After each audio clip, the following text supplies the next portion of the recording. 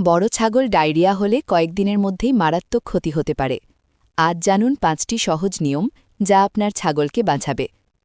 আসসালামু আলাইকুম খামারিরা। বড় ছাগলের ডায়রিয়া ও ডিহাইড্রেশন খুবই বিপজ্জনক। সময়মতো ব্যবস্থা না নিলে প্রাণহানিও হতে পারে। প্রথম নিয়ম পরিচ্ছন্নতা। খামার সবসময় শুকনো ও পরিষ্কার রাখুন। স্যাঁতসেঁতে মেঝে ও নোংরা খাবার ডায়রিয়ার বড় কারণ। দ্বিতীয় নিয়ম পরিষ্কার পানি। সবসময় বিশুদ্ধ পানি দিন। ডিহাইড্রেশন দেখা দিলে ভেটের পরামর্শে ইলেকট্রোলাইট দিন। তৃতীয় নিয়ম খাবারের নিয়ন্ত্রণ।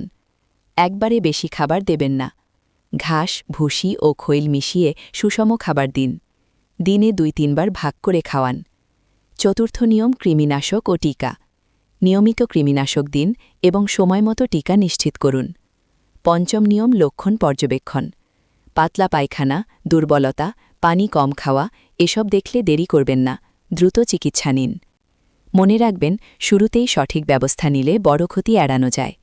ভিডিওটি শেয়ার করুন এবং কমেন্টে জানান আপনার অভিজ্ঞতা। এমন দরকারি খামারি টিপস পেতে পাশে থাকুন।